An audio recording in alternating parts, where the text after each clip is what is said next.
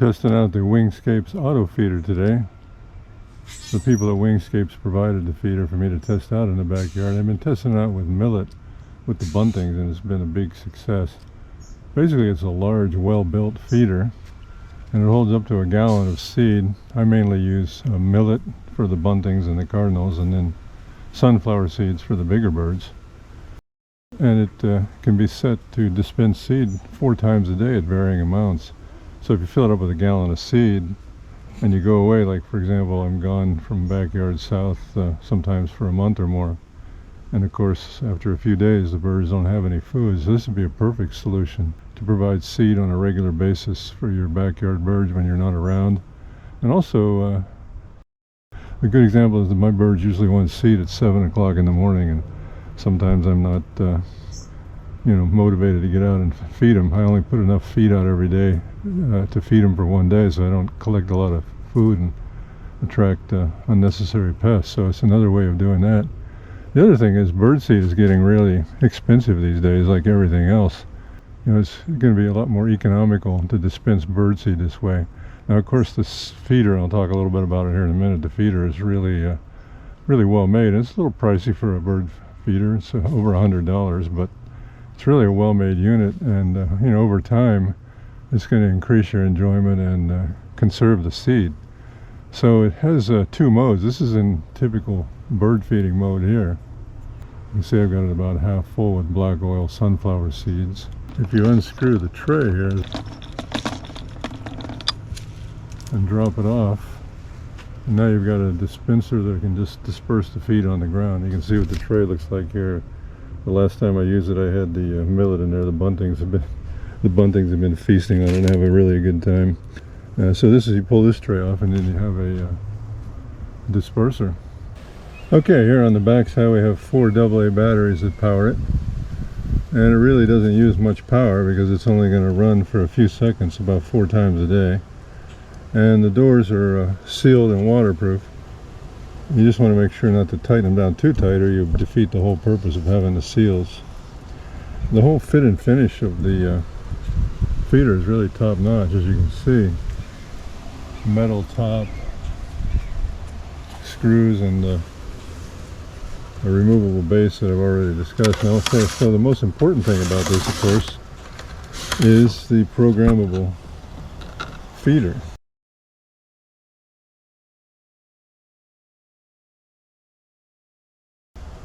And it's really simple. Right now it's 208. It powers up in the time mode, and to change the time is you just go up and down until you get the right time. There's no big mystery to set the time. There's some instructions on the door, but it's one of the more straightforward instructions that I've seen.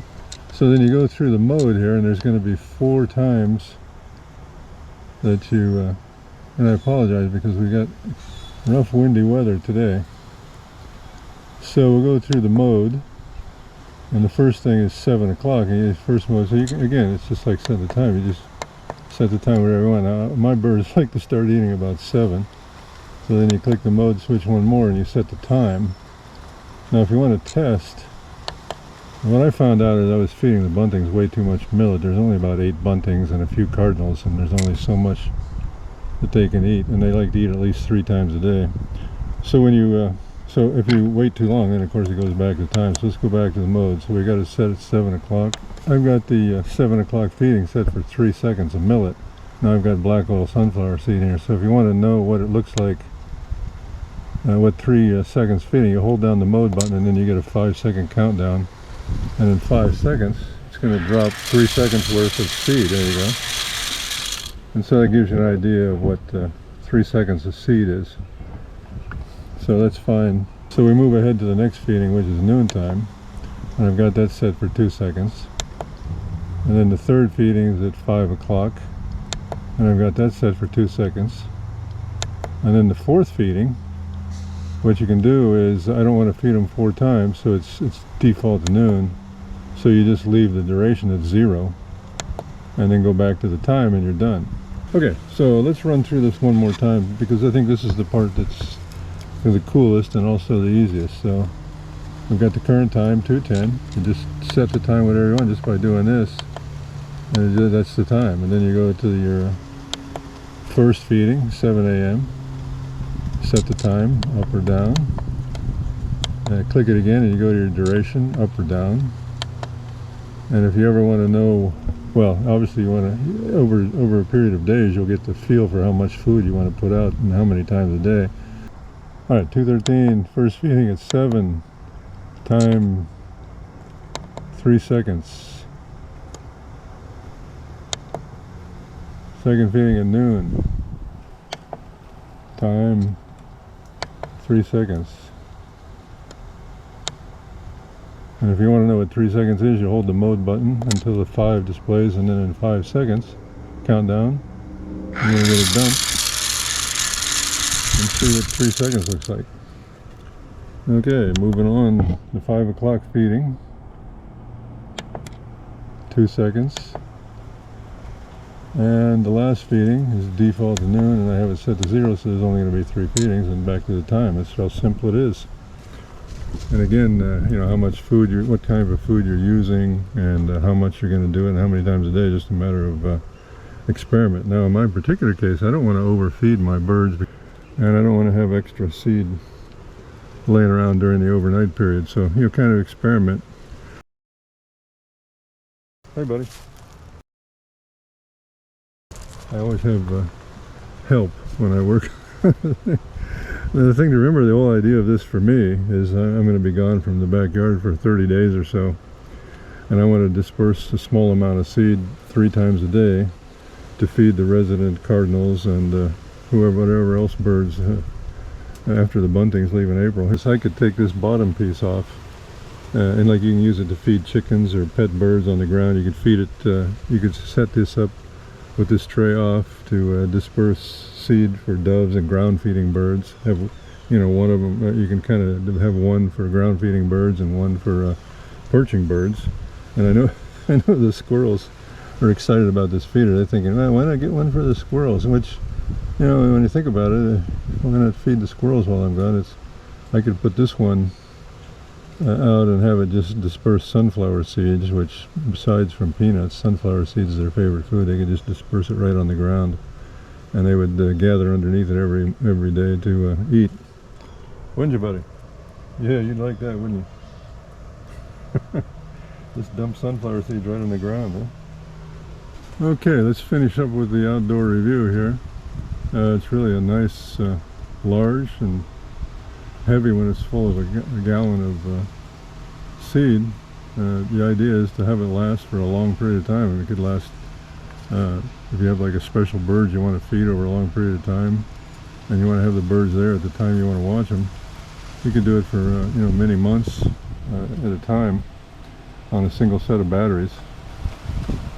And it's real well made, real easy to put together, and it has the ability to either be a feeder tray, which I'll show you a lot of examples of, or just put the food right on the ground.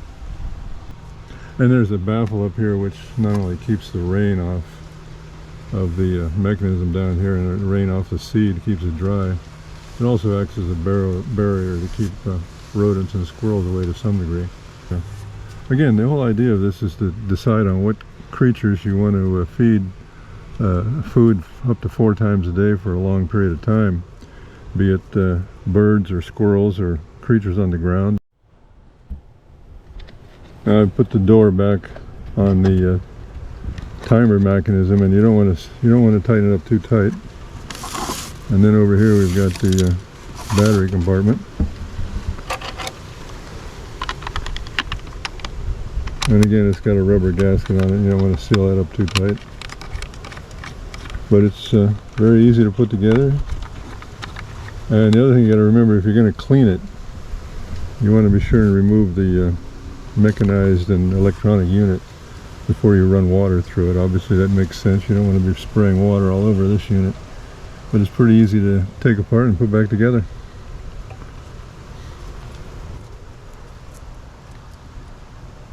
Check it out, bud. What do you think? You're getting a person on the street's opinion here. I put it on there. This is the squirrel's shelf on the oak tree, and it's just real convenient for me to put it on this shelf while I'm showing you how it works. It didn't take long for the... Hey, buddy. Yeah. Now, of course, the squirrel considers this to be, this would be a great idea for a backyard squirrel feeding. You could have one for the squirrels. I wouldn't put the squirrel one sitting here because they'd spend all day figuring it out. But if you hang it up on a pole and let it dispense sunflower seeds on the ground, they'd gather on it around the ground every morning and eat their sunflower seeds, and then maybe every evening.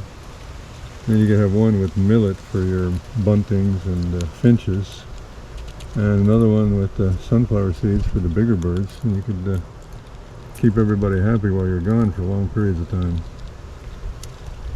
Pretty cool, huh?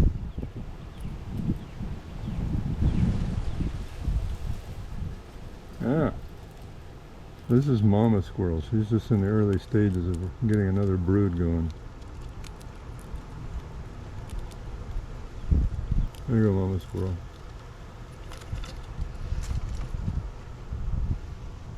That'll keep her busy while I put this away. Okay, so I have it in its ground dispersion mode here, hanging in the oak tree. And it'll just drop seeds on the ground. It's really well made, really solid, but if I was going to leave it on the ground, I'd probably just put it over here with the other feeders, with the squirrel baffle, and then the squirrels could just eat it down here on the ground. It's got a lot of utility as a ground feeder. And right now we're just doing a quickie test of dropping food on the ground for the squirrels. And of course, no surprise there, that's a big success. And again, like I said, I wouldn't hang it in a tree like I've done there just temporarily. I'd want to put it somewhere where a squirrel baffle, because when it comes to early adapters of technology, the squirrels are all over it. It's their oak tree, so they don't miss much. What do you think, huh?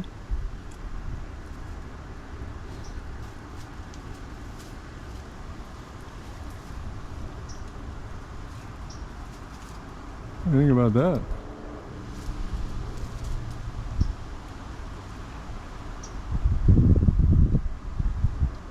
Alright, so anyway, back to what I was doing. So let's see what 6 seconds of black oil sunflower seed looks like. And we hold this until it, now it's going to give me a countdown to 5. And then it's going to dump 5 seconds of seed, which is about a half a cup. So 5 seconds, half a cup of black oil. The Wingscapes feeder was hanging on a small tree branch in the forest for 3 days and nights while I was testing it with white millet for the buntings, as you can see in the examples, and it was not bothered by the squirrels or reachable by raccoons. Here it's been hanging in the oak tree for half a day, and a few squirrels like this one are checking it out. But it's pretty squirrel resistant with the feeding tray off, as the lid is metal and can't be chewed through, and the clear slick barrel and baffle make it very difficult for a squirrel to attack from above. Generally though, I would not leave it hanging in a tree if the branch was strong enough to support a raccoon so they could reach it, as they could pull it down and really try and destroy it even if they couldn't get in. I find squirrel baffles to be quite effective and would recommend hanging this on a sturdy pole system with a squirrel baffle below, which would also keep the raccoons at bay.